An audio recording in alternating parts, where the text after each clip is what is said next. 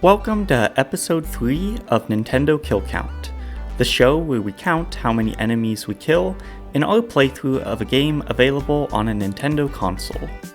On this episode, we play as the tag team duo of Donkey and Diddy Kong in Donkey Kong Country. Donkey Kong Country shares a lot of similarities with the game we played in episode 1, Super Mario Bros. Both are 2D platformers, both are separated into distinct worlds and levels within those worlds. Enemies can be killed in similar ways by jumping on their heads. Also reminiscent of Super Mario Bros., enemies in this game will simply walk off platforms on their own volition. I won't count these suicidal enemies as kills and will only increment the kill count if I directly contribute to their demise. If you want a more in-depth analysis of this decision, I'd refer you to listen to the Super Mario episode, as it goes into more detail as to how I arrived at this decision. The final comparison I will make to episode 1 is that similarly to that episode, I don't want this discussion to become a walkthrough. There are so many levels that talking about all of them would be pretty boring to listen to. Therefore, I will only highlight a few of the more interesting ones, give my final thoughts on how the game plays today, and finish with the final kill tally. For this playthrough, I played the game on the Nintendo Switch Online version and heavily utilized the rewind feature, which led to a decreased kill count. Also worth noting, I will spoil aspects of the game, and in the conclusion, we'll make comparisons to how the kill count of this game compares to others I've already played, so if you don't want previous episodes spoiled, go listen to them first. Before we start, be sure to leave a comment with your guess of the final kill count, and like and subscribe to stay up to date with the channel. So with all that background info out of the way, please relax, pour yourself a glass of chocolate milk, and make your predictions of how many enemies we kill as Donkey and Diddy Kong in Donkey Kong Country.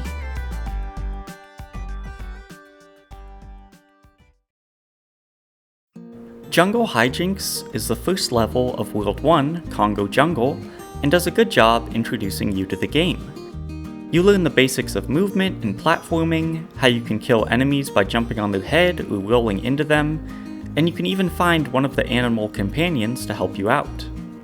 Donkey Kong Country doesn't give you power-ups like Mario's Fire Flower or Stars. Instead, some levels contain an animal that will help you on your journey. In this case, you can hop on the back of a rhinoceros, which will violently gore most enemies you run into, and there's something very satisfying about having your rhino friend flip enemies into the air.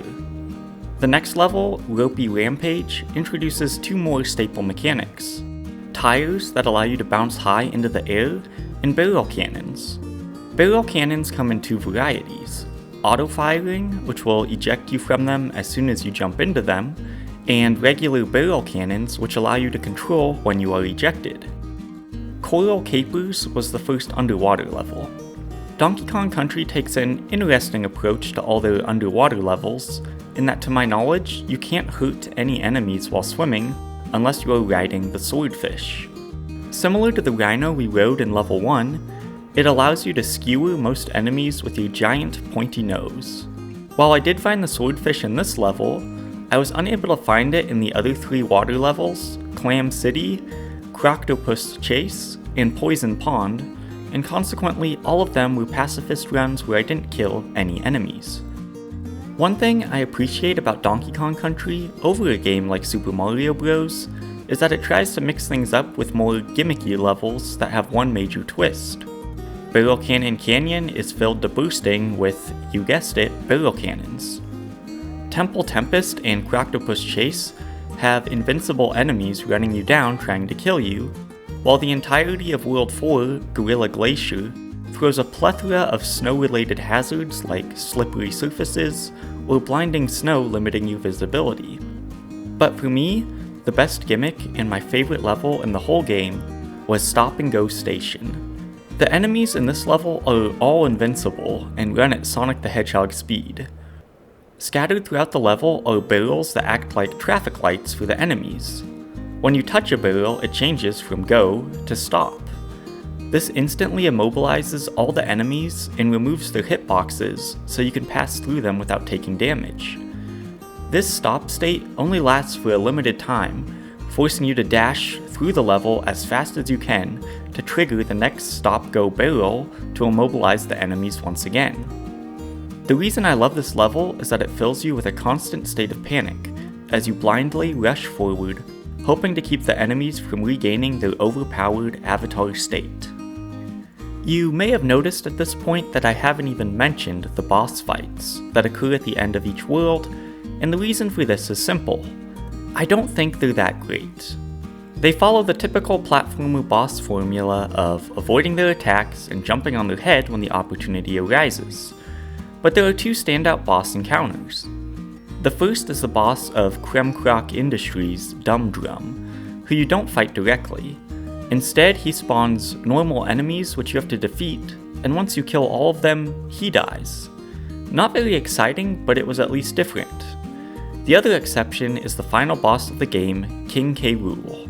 The fight isn't memorable mechanically, as it does come down to avoiding his attacks and jumping on his head, but is instead memorable for the fake-out that occurs partway through. After you damage him a few times, he appears to be defeated, and some goofy-looking credits pop up and start scrolling down the screen.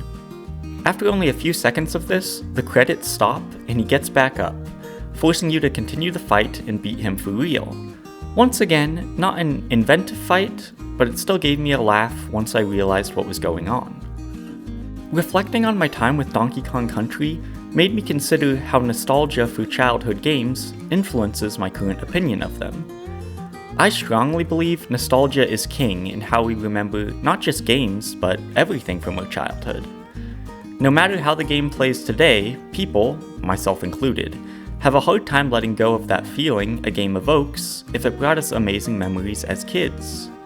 This isn't a hard and fast rule, but in general, it holds true. Funnily enough, I didn't have any nostalgia for the other two games I've played for the show, Super Mario Bros. And Star Fox, since I didn't play them as a kid. Replaying Donkey Kong Country was interesting in large part because my memories of it were fairly neutral. As a child, I remember beating Donkey Kong Country on my brother's Game Boy Advance SP. It was a fun time, but I also don't remember loving it, and would have enjoyed most any game that was put in front of me, so long as I didn't have to pay for it. So I was curious how I would feel about this game after completing it again roughly 15 years later. I was pretty surprised to discover that I loved it.